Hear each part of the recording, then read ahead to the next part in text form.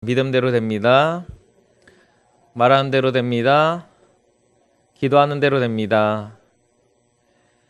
네, 오늘 말씀은 사람을 세우는 장면이 나타나고 있습니다. 사도들을 세우는 장면을 통해서 오늘 우리에게 맡겨주신 직분과 사역을 살펴보고 또 어떻게 감당해야 될지를 나누고자 합니다.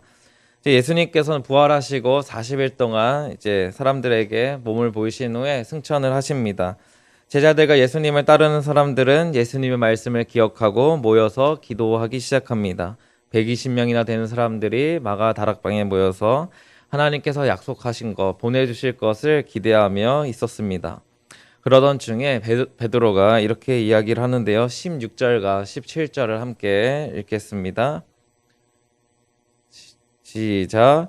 형제들아, 성령이 다윗의 입을 통하여 예수 잡는 자들의 길잡이가 된 유다를 가리켜 미리 말씀하신 성경이 응하였으니 마땅하도다. 이 사람은 본래 우리 수 가운데 참여하여 이 직무의 한 부분을 맡았던 자라. 그러니까 베드로는 지금 가룟 유다의 심판이 말씀을 통해 이루어졌다고 선포합니다. 이제 그 가룟 유다의 빈자리를 채워야 되는데요. 이제 사실 이때 바로 어떤 사람을 뽑을지를 말하기보다 우리의 시선을 끄는 말씀이 등장하고 있습니다. 그것은 18절과 19절 말씀입니다. 18절과 19절 말씀을 함께 읽겠습니다. 이 사람이 불의의 삭스로 밭을 사고 후에 몸이 곤두럭질하여 배가 터져 창자가 다 흘러나온지라. 이 일이 예루살렘에 사는 모든 사람에게 알려져 그들의 말로는 그 밭을 악에 담아라 하니 이 피밭이라는 뜻이라. 사도행전의 저자는 누구입니까? 바로 누가입니다. 말씀을 자세히 보시면 베드로가 지금 하는 말 사이에 이제 가룟 유다가 어떻게 죽었는지, 그의 마지막에 어떻게 되었는지를 자세히 서술하고 있습니다.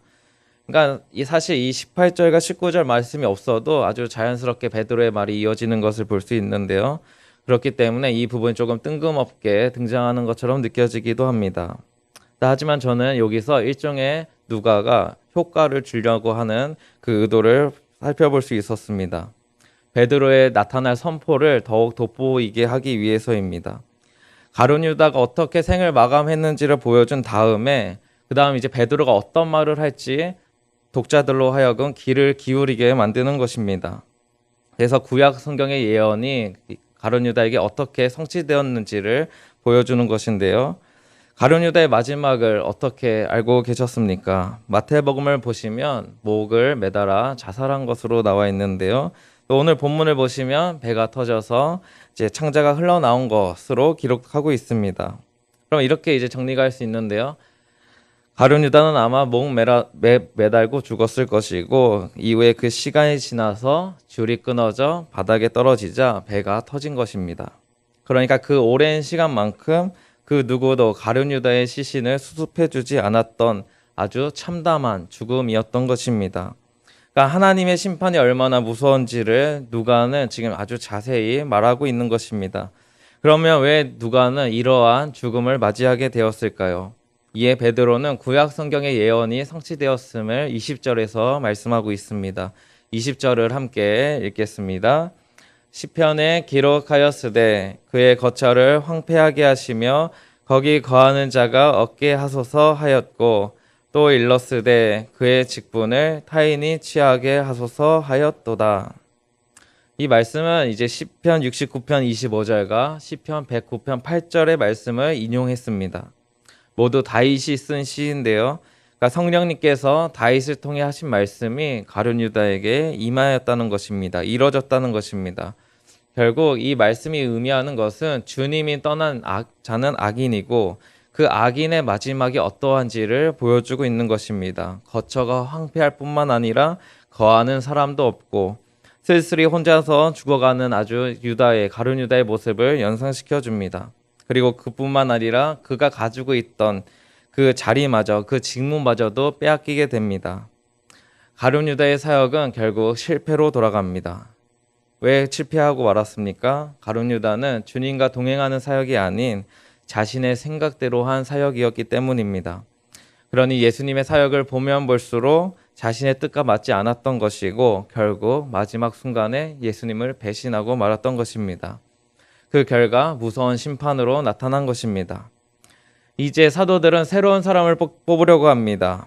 누구를 뽑아야 될까요? 기준을 어떻게 세워야 할까요? 오늘날에도 누군가를 뽑을 때 기준이 있습니다. 사역자를 모실 때도 기준이 있고요. 또 임직자 투표하실 때도 기준이 다 있으셨을 것입니다. 그럼 이제 새로운 제자를 어떤 기준으로 뽑아야 할까요? 사도행전은 교회가 시작되는 이야기라고 할 수도 있는데요. 한번 현실적으로 이 초대교회의 현실을 생각해 보시기 바랍니다. 예수님을 믿는 사람들이 지금은 매우 소수입니다. 그럼 어떤 사람 뽑는 게 좋을까요? 지금 중동 지역에 가서 아니면 예수님을 잘 모르는 지역에 가서 예수님을 전한다고 생각해 보세요. 그 제자들을 세워야 할 때 어떤 사람을 뽑는 게 좋겠습니까? 아마도 돈이 좀 많으면 좋지 않을까요? 또 권력이 많은 사람이 뽑히면 좋지 않을까요? 이 당시를 대입해 보자면 저는 아리마대 요셉을 좀 스카우트해야 되지 않을까 생각이 듭니다. 이 아리마대 요셉은 마지막 순간에 예수님을 위해서 자신의 무덤을 주고요. 또 산헤들린 공의회, 그러니까 오늘날로 말하면 국회의원 정도 되는 권력을 가지고 있었고 또 부자였습니다. 그러니까 사람들한테 전도하기가 얼마나 좋지 않았을까요? 엄청난 영향력을 가지고 있었던 사람이기 때문입니다. 그러니까 어느 날 오늘날 따지자면 어떤 연예인이 예수님 믿지 않다가 갑자기 예수님을 믿었다면서 간증 집회를 열면 사람들은 그 간증 집회에 귀가 솔깃할 것입니다. 그러니까 베드로에게도 이러한 정치적인 좀 수완이 있었다면, 그러니까 다른 말로 표현하면 자신의 생각을 가지고 사람을 뽑을 생각을 했다면 이러한 사람들을 찾아가야 되지 않았을까요? 권력이 있고 돈이 많은 사람. 그런데 베드로는 예수님에 대한 믿음을 그 조건으로 세우고 있습니다. 21절과 22절을 함께 읽겠습니다. 이러함으로 요한의 세례로부터 우리 가운데서 올려져 가신 날까지 주 예수께서 우리 가운데 출입하실 때에 항상 우리와 함께 다니던 사람 중에 하나를 세워 우리와 더불어 예수께서 부활하심을 증언할 사람이 되게 하여야 하리라 하거늘. 지금 이 말씀에서는 조건을 크게 두 가지로 정리할 수 있는데요. 먼저는 예수님을 늘 항상 따라다니던 사람이어야 하고 또 두 번째는 부활하신 예수님을 증언해야 되는 사람이어야 합니다. 먼저 예수님과 늘 따라다녀야 됐다는 것을 살펴보고자 합니다. 여기서 놀라운 것은 12제자 말고도 항상 따라다니던 사람들이 있었다는 것인데요. 예수님을 따라다니기 위해서는 무엇이 필요할까요? 어떤 사람이 예수님을 늘 따라다닐 수 있을까요? 저는 자기 부인이라고 생각합니다. 자신의 것을 철저하게 내려놓는 것이 필요합니다. 이것은 단순히 외적인 것만 뜻하는 것이 아니고 내적인 모든 것을 말하고 있습니다. 우리는 부자 청년이 예수님을 따르지 못한 이유에 대해서 잘 알고 있습니다. 자신이 갖고 있는 그 재물을 내려놓지 못했기 때문입니다. 모든 것을 내려놓아야 주님을 따를 수 있습니다. 내려놓지 못하면 결코 주님을 따를 수가 없습니다. 주님의 말씀에도 순종할 수가 없습니다. 왜냐하면 자신의 생각이 앞서기 때문입니다. 그러니까 예수님이 가자고 하시는데 아니요, 저는 조금 이따가 갈게요. 이렇게 되는 것이죠. 예수님의 말씀에 순종하기 위해서는 그냥 한순간에 자기 부인이 필요한 게 아니고요. 매일매일, 특히 3년 동안의 그 사역 가운데 매일매일이 자기 부인이었어야 합니다. 성경책에 담겨지지 않은 그 수많은 일들을 생각해 보시기 바랍니다. 사람의 생각으로는 도저히 이해할 수 없는 일들의 연속이 예수님과의 사역이었을 것입니다. 그 중에 대표적인 몇 가지 사건만 성경에 등장하는데요. 예수님의 전도 방법, 이것만 생각해 보셔도 알 수 있습니다. 이제 전도 특공대를 파송하실 때 이렇게 말씀을 하시는데요. 마가복음 6장 8절과 9절을 함께 읽겠습니다. 명하시되 여행을 위하여 지팡이 외에는 양식이나 배낭이나 전대의 돈이나 아무것도 가지지 말며 신만 신고 들벌 옷도 잊지 말라 하시고. 한번 생각해 보시기 바랍니다. 전도할 때 신발만 신고 지팡이만 들고 가면 됩니까? 아무것도 없이 가서요. 밥도 얻어 먹어야 하고요. 그 차장아 집에 가서 잠도 자야 합니다. 그러니까 이렇게 민폐를 끼쳐서 전도를 할 수 있겠습니까? 그러니까 오늘날로 생각해 본다면 전도를 하려면 어떻게 해야 됩니까? 밥도 사줘야 되죠. 커피도 사주고 선물도 주고 이렇게 대상자들의 필요를 채워줘야 전도를 할 수 있을까 말까인데 예수님은 딱 신발만 신고 지팡이만 들고 가라고 말씀하십니다. 만약에 저라면 이렇게 따졌을 것 같습니다. 예수님 뭐라도 주면서 복음을 전해야지 들어요. 이러면 전도가 안 되고 누가 예수님 믿겠어요? 라고 말할 것 같습니다. 이러한 예수님의 말씀에 순종할 수 있으시겠습니까?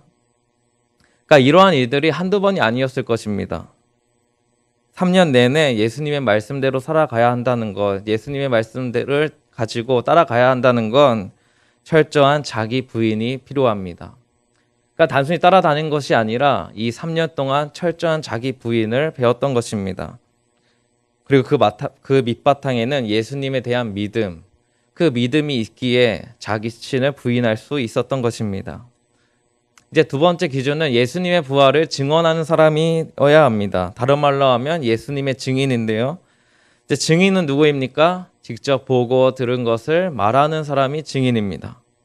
직접 보고 들은 것이 있다고 해도 말하지 않는다면 그 사람은 증인이 아닙니다. 아니면 일부분만 이야기하거나 왜곡해서 이야기한다면 그것도 증인이 아닙니다. 직접 보고 들은 그대로를 이야기하는 자가 증인인데요. 그럼 어떤 것을 증언해야 합니까? 예수님의 부활. 그것을 증언해야 합니다. 우리에게는 사실 예수님의 부활이 너무나 익숙한 이야기처럼 들리실 수 있지만 예수님을 믿지 않는 사람들에게는 말도 안 되는 이야기입니다. 오늘날 뉴스에 나왔다고 생각해 보세요. 어떤 사람이 죽었다가 3일 만에 다시 살아났다. 믿으시겠습니까? 특히 이 당시에는 더욱 심했을 것입니다. 제자들이 예수님의 부활을 전했을 때 어떤 대답을 들을 수 있겠습니까? 예수님께 다시 살아나셨다는 소식을 그 당시 사람들한테 전했을 때 어떠한 이야기를 들으실 수 있겠습니까? 저 같으면 이렇게 물어볼 것 같습니다. 그럼 예수님 지금 어디 계세요? 네, 예수님은 지금 어디 계십니까? 하늘로 올라가셨습니다. 그래서 하늘로 올라가셨다고 말하는 것이 더 이상하지 않겠습니까? 계속 거짓말하는 것 같은 느낌이 들 수도 있습니다. 부활하신 예수님께서는 40일 동안만 직접 몸을 보이셨습니다. 근데 사실 제 생각에서는 한 10년만 보이셨으면 얼마나 좋았을까요? 그럼 예수님의 부활을 믿는 사람이 훨씬 더 많았을 것입니다. 제자들 역시 부활하신 주님을 증거하기 훨씬 더 수월했을 것입니다. 살아계신 예수님 보여드리면 되잖아요. 그런데 이제 예수님을 승천하셨고 눈에 보이지 않으십니다. 그러한 예수님을 전해야 되는 사람이 바로 기본 자격이 되어야 하는 것입니다. 결국 베드로가 말한 자격은 믿음입니다. 믿음이 있어야 예수님을 늘 따를 수 있고 부활하신 예수님을 끝까지 전할 수 있습니다. 가룟 유다가 실패한 것은 믿음이 없어서 자신의 생각대로 따라다니다가 무언가 맞지 않으니까 배반한 것입니다. 우리 성도님들은 예수님을 어떻게 믿고 계십니까? 믿음으로 믿고 계십니까? 아니면 내 생각대로 믿고 계십니까? 이제 기준에 적합한 두 사람이 추천되었는데요. 23절을 함께 읽겠습니다. 그들이 두 사람을 내세우니 하나는 바사바라고도 하고 별명은 유스도라고 하는 요셉이요 하나는 마띠아라. 요셉과 마띠아입니다. 요셉에 대한 설명을 보시면 아주 깁니다. 별명까지 있는 것으로 보아서 아마 영향력이 꽤 있었던 사람으로 보여집니다. 이에 비해서 마띠아는 이름만 소개되고 있습니다. 선거를 해본다고 생각해 보세요. 어떤 후보에 눈이 가시겠습니까? 아무래도 이력이 많고 유명한 사람에게 우리는 눈이 가기 쉽습니다. 그러면 누구를 뽑아야 될까요? 베드로들과 사도들은 어떠한 방법으로 뽑았겠습니까? 24절과 25절을 함께 읽겠습니다. 그들이 기도하여 이르되 무사람의 마음을 아시는 주여, 이 두 사람 중에 누가 주님께 택하신 바 되어 봉사와 및 사도의 직무를 대신할 자일지를 보이시옵소서. 유다는 이 직무를 버리고 제 곳으로 갔나이다 하고. 그 방법이 무엇입니까? 먼저 기도했습니다. 기도를 통해서 뽑았습니다. 지금 예수님의 12제자, 그 사도라는 중요한 직분을 뽑는 자리인데요. 기도를 했습니다. 우리 성도님들께서는 이해가 되십니까? 오늘날 대통령을 뽑을 때 어떻게 하나요? 유세도 하죠. 치열하게 토론도 합니다. 그리고 철저하게 검증하는 시간이 필요합니다. 그런데 지금 사도를 뽑을 때 어떻게 하고 있습니까? 기도만 하고 있습니다. 무엇을 보여주고 있는 것입니까? 하나님의 선택을 믿고 맡기는 것입니다. 차라리 예수님 승천하시기 전에 한 명 뽑아주고 가셨으면 얼마나 좋았을까요? 그런데 그렇게 하지 않으시고 결국 사도들은 기도할 수밖에 없었습니다. 그런데 잘못 뽑히면 어떡합니까? 이상한 사람이 뽑히면 어떡해요? 또 가룟 유다 같은 사람이 뽑히면 또 큰일 나는 거 아닙니까? 사실 우리의 생각은 이러한 불신으로 가득 차기가 쉽습니다. 교회 앞날을 생각해봐도 마찬가지일 때가 많죠. 하지만 제자들은 알고 있었습니다. 자신의 생각을 가지고 무언가를 선택하는 것보다 하나님께 기도하는 것이 더 옳다고 생각한 것입니다. 어쩌면 가장 비합리적인 방법 같이 보이지만 가장 정확하고 올바른 방법이라고 제자들은 생각했던 것입니다. 오직 기도밖에 없다. 이 기도의 능력을 믿고 계십니까? 신앙생활을 하면 할수록 우리는 이 기도의 능력에 장악되어야 합니다. 그런데 그 반대인 경우가 생기는 것 같습니다. 신앙생활을 하면서 기도를 하지만 응답이 내 생각대로 되지 않을 때 그런 경우가 많아지기 시작하면 형식적으로 기도는 하지만 결국 나의 생각과 나의 뜻대로 결정하고 맙니다. 그러니까 나의 생각과 뜻을 결정해 놓고 기도할 때가 너무 많이 있었다는 것입니다. 기도라는 것은 나의 뜻이 이루어지는 것이 아니라 하나님의 뜻이 이루어지기를 바라고 그것을 내 마음에 인정하는 것을 바라는 것이 바로 기도입니다. 제자들은 모두 이러한 기도를 가지고 하나님의 뜻을 구했습니다. 그리고 이제 한 사람을 뽑게 되는데요. 26절을 함께 읽겠습니다. 제비 뽑아 마띠아를 얻으니 그가 11사도의 수에 들어가니라. 기도하고요. 제비를 뽑아서 마띠아가 뽑히게 되었습니다. 마띠아의 마음은 어땠을까요? 와, 이제 나도 12제자가 되는구나. 좋아했을까요? 아니면 난 지원도 하지 않았는데 멋대로 뽑고 왜 나한테 허락도 받지 않고 뽑았지? 뭐 이렇게 생각했을까요?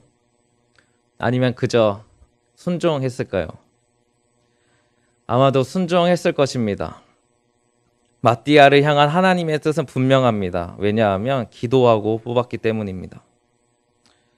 자신의 생각, 마띠아 자신의 처지, 능력, 사람들의 시선은 전혀 신경 쓰지 않았습니다. 하나님의 뜻만을 바라보았을 것입니다. 그러면 마띠아의 사역은 어땠을까요? 어떤 열매를 맺었을까요? 이상한 사람은 아니었을까요? 하나님께서 택하시고 하나님께서 세우셨기 때문에 하나님께서 책임지셨을 것입니다. 성경에서는 마띠아에 대해서 구체적으로 말하고 있지 않습니다. 오늘 본문을 끝으로 더 이상 등장하고 있지 않습니다. 아마도 묵묵하게 자신에게 맡겨진 사역을 감당했을 것입니다. 예수님을 늘 따라다녔듯이 하나님의 말씀에도 늘 순종하면서 살았을 것이고 예수님으로 인해 구원받았으니 부활하신 주님을 늘 증거하며 살았을 것입니다. 또한 공동체의 기도로 세워졌으니 그 직분을 감당하기 위해서 늘 더욱 기도하면서 감당해 나갔을 것입니다. 사랑하는 성도 여러분, 이제 연말이 되면 직분과 또 사역을 임명받게 됩니다. 또 2020년에는 어떤 사역을 감당하고 또 어떠한 직분을 받게 되실 것입니다. 어떠한 마음으로 감당하실 생각이 있으십니까? 우리가 가져야 되는 마음은 오늘 사도들을 뽑을 때 기준과 동일합니다. 항상 예수님을 따르는 마음으로 감당해야 합니다. 내 생각과 다르다고 해서 사역을 중단하거나 내려놓는 것은 제자의 모습이 아닙니다. 내 생각은 철저하게 내려놓고 주님이 우리를 통해서 우리의 사역을 통해 이루실 뜻을 바라보면서 따라가는 것입니다. 기준은 철저하게 성경일 뿐입니다. 성경적인 세계관을 가지고 판단하셔야 합니다. 나의 욕심과 나의 관점으로 사역을 판단해서는 안 됩니다. 때로는 내 모습이 부족해서 사역을 감당할 수 없을 것 같은 느낌이 들면 그때는 기도하며 감당하는 것입니다. 직분과 사역이 하나님께서 기뻐하시는 것이라면 나의 생각과 맞지 않더라도 순종하며 따라가고 또 나의 능력을 채우실 하나님을 바라보며 감당해 나가는 것입니다. 이것이 오늘날 우리가 주님을 따르는 좋은 방법이 됩니다. 또한 부활하신 예수님의 증언하는 그 사역도 감당하셔야 합니다. 이것은 교회의 존재의 이유이자 목적입니다. 전도와 선교에 적극 동참하셔야 합니다. 여러분의 있을과 사역을 통해서 주님을 만나게 될 그 사람들을 생각하셔야 합니다. 만약 교회가 전도와 선교를 감당하지 않는다면, 또한 성도가 동참하지 않는다면 교회는 더 이상 교회가 아니고 성도는 더 이상 성도가 아닙니다. 특히 다음 세대를 위한 전도가 매우 중요한데요. 다음 세대가 없으면 교회도 사라지기 때문입니다. 혹시 주일학교 아이들, 학생들 전도 해보신 적 있으십니까?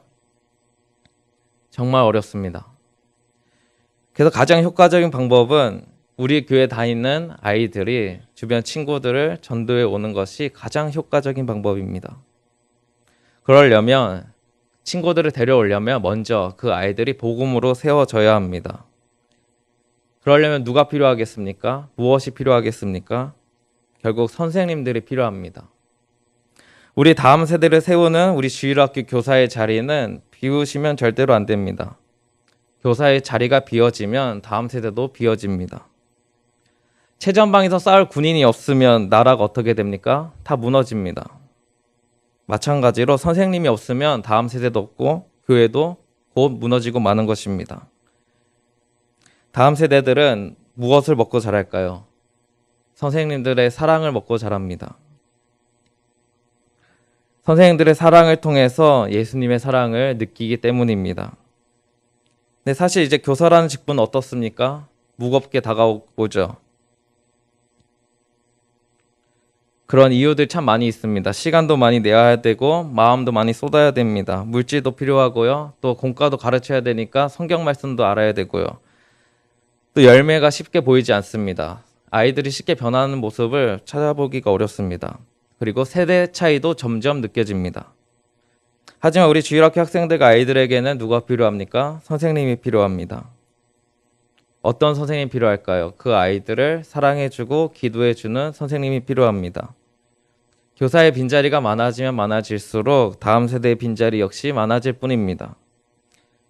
하지만 다음 세대를 사랑하면서 기도하는 교사들이 세워지면 세워질수록 다음 세대도 굳건해지는 것은 당연합니다. 그 다음 세대들이 결국 부활하신 주님을 증언하는 일을 해내고 말 것입니다. 그리고 마지막으로 기도하셔야 합니다. 공동체 가운데 아름다운 일꾼들이 세워지기를 위해서 기도하셔야 합니다. 특별히 각 부서의 위원장, 장로님을 비롯해서 부장, 차장님들은 반드시 기도하셔야 합니다. 우리 교회를 든든히 세우는 일꾼을 보내달라고 기도하셔야 합니다.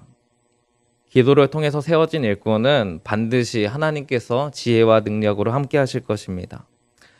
우리 교회를 통해서 아름다운 열매를 맺게 해주실 것입니다. 기도하지 않는다면 어떤 뛰어난 사람이 세워진다 해도 우리는 만족하지 못할 것입니다. 부족한 부분이 크게 보일 수 있고요. 협력하고 싶지 않은 마음이 생길 수도 있습니다. 하지만 기도를 하면서 그 사람을 세운다면 그 사람의 능력보다 그 사람을 세우신 주님을 바라보게 될 것입니다. 오늘 말씀을 통해서 우리 함께 주님을 늘 따르시기를 바라고 부활하신 주님을 전하고 또 기도하는 아름다운 성은 공동체가 되기를 기도드립니다.